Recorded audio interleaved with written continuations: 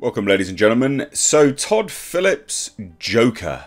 Are we getting a sequel? Well, it looks like that's a high possibility. Not only that, but also the fact that Todd Phillips may actually be the individual that's going to run the show at DC. He will serve as the Kevin Feige type. Not what I was expecting. I was not expecting this to be reported today, but it's from fairly reliable sources. So the Hollywood Reporter being the main source for the news about him basically being the Kevin Feige type for DC. I don't hate this news, actually. You've got to remember, from a business perspective, Todd Phillips' Joker movie was the highest grossing film for DC in terms of budget versus, you know, what they actually take home. Not highest grossing, highest net profit, gross profit, either or. Basically, they took the most money based on output versus income. It was made on a tiny budget and it took over $1 billion. Huge. So David Zaslav is going to be looking at this, although David Zaslav's in my bad books because he's cancelled Raised by Wolves. I'm still intrigued by this move. So let's take a look, because this is interesting stuff, ladies and gentlemen. Before we do, if you want to hit subscribe, that would be great. Please do give the video a like and please do share it. Ladies and gents, follow me over on Twitter and Instagram. The links are in the description box. But let's dive into this. So this is a bigger piece on the Hollywood Reporter. We don't care too much about the bigger element here. You know, I'm not that bothered about all of this stuff. This is just, you know, MGM veterans running Warner's and New Line, basically, right? And they say, well, temporarily overseeing DC. So, again, not too bothered about that massively, but they say here when we start getting down to DC. So Zaslav's intention is to model Warner's Zaslav's strategy as he shapes the company is to create 3 verticals, each with its own leadership. Warner Brothers, New Line, and DC Animation. DC Films President Walter Hamada will report to DeLuca and Abdi until new leadership is identified. And the head of the animation vertical is yet to be named. So this is actually a good way of doing it. If you're thinking about a business structure, you basically just have 3 managers. That works. I think that works out very, very well. They each have their designation. They just deal with it and they crack on. I like that. You know, I don't hate that at all. So Zaslav's intention is to model Warner's after the system that former Disney CEO Bob Iger implemented at that studio, with the verticals reporting directly to him. Zaslav has talked to former Disney Studio chairman Alan Horn about serving as an advisor. Not a move I was expecting. Very surprising. But that's obviously with him in respect to designing the vertical's approach for overseeing Warner Brothers. Discovery's film executive structure. Zaslav consulted not only with Horn, but with Iger. So he's been discussing it far and wide. And then we get on to Todd Phillips. So sorting out DC remains a major challenge for Zaslav. Sources say he's asked Todd Phillips. I don't hate it. I'm just surprised. The multi-hyphenate who created dark 2019 billion-dollar grosser Joker to do more in the DC universe, potentially acting as an advisor, though he will not serve in an executive capacity. So he won't be an executive. But again, he'll be this Kevin Feige type. So a knowledgeable source says Phillips and Zaslav have discovered a rapport. So they're basically buddy-buddies. Though Phillips is not an expert on the broader DC universe, he doesn't have to be.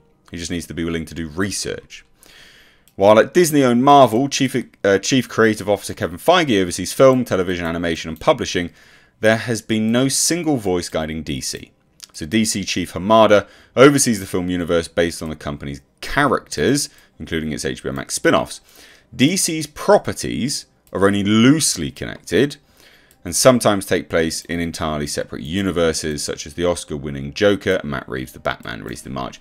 Now, this actually confirms previous reports that they wanted, basically, to move more in this way with the Batman and the Joker, because they're the ones which have made the money. You know, there's very few of the sort of what would be considered the DCEU movies that have you know made significant profits. David Zaslav's going to be looking at this going, right, what ones have made money, but then also what ones can we, you know, sort of follow in the footsteps of to differentiate ourselves from Marvel? Oh, well, it's the darker stuff. So this is fascinating, right? This is fascinating that he's going to be doing this. Again, I don't hate it. I think it's actually quite good. I think this is a good move by all involved. But then we move on to our other news, which is the sequel. So if you think that they're building a rapport that's already reported with a Hollywood Reporter, this news isn't going to be a massive shock to you. That rapport is building into a sequel happening. So Warner Brothers still haven't officially announced that a sequel to 2019's Joker is in development, but a new report claims that director Todd Phillips has been working hard on the project. Not a surprise, he's got rapport, David Zaslav wants to do more in that universe, make more money, they're a business, cool, let's go. Despite persistent rumours and even apparent confirmation from the trades last year, we still haven't had official word that a sequel to Todd Phillips' controversial smash hit Joker is in development. Wasn't controversial. People tried desperately to make it controversial. They're like, people are going to go in and gun people down in theatres and all this stuff. Came out and it's like the most weak milk toast response by anyone involved anywhere in public life. Like, people just enjoyed the movie. People were saddened by the movie more than anything else. No one ran around doing... It's just... Talk about anticlimactic. Like, I obviously don't want anything to happen. You know, anything to happen to people. But god damn, like, at least... You know? Like, calm it down. So, both Phillips and star Joaquin Phoenix have expressed interest in further exploring Arthur Fleck's tragic story, but have mostly remained non-committal when asked if there's been any progress on the follow-up and interviews. They can't. They've not sorted out deals. However, it sounds like there has been some movement on the Elusive project since our last update. And the last update was about the same, but this is moving in the right direction. So in his report on new DC Films division heads Michael DeLuca and Pamela Andy enlisting Phillips in an advisory capacity, reliable puck insider Matthew Baloney claims that the filmmaker is getting pretty close on the sequel.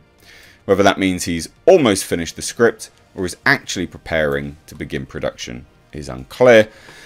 But the former seems more likely. It's unlikely that, like, you're going to have to see Joaquin Phoenix walking around looking very, very sickly and thin again. Because he put on some weight. Like, that guy's body fluctuates a lot. So, yeah, he can't embody the role of Joker yet. Let's put it that way. Literally, you know, embody. So in terms of this will just be the script. So Joker made over $1 billion for Warner Brothers, so the studio was always going to attempt to replicate its success with a sequel. By all accounts, cracking the story was the biggest roadblock, which is understandable given the first film's standalone nature. So look, I really like that. I like this news a lot. Mainly just because I think Todd Phillips is an interesting choice. One I wasn't quite expecting, but an interesting choice nonetheless. And I'd be keen to see what he does. You know, loads of people always poo-poo it when you get a more mature approach. But you've got to remember, Todd Phillips' background was in comedy. Comedy crosses over to horror and tension very, very well because of timing. It's all about timing with these things. Expectations and timing and, you know, subversion, I guess. We use that word and people hate it. But in comedy, subversion is what you want. You subvert the audience's expectations to deliver a punchline. So it works very well similarly with horror, and it's what builds tension. You know, when you expect someone to jump out from a corner and they don't, you're tense, you relax, then boom, timing, then something else happens, tense, so on and so forth. So I quite like the sound of this. Do I like the sound of a Joker sequel? It didn't need a sequel, but would I be here for it day one? 100%. Let me know what you guys think down below. If you're new here, do hit subscribe. Thanks so much, ladies and gents. Take care.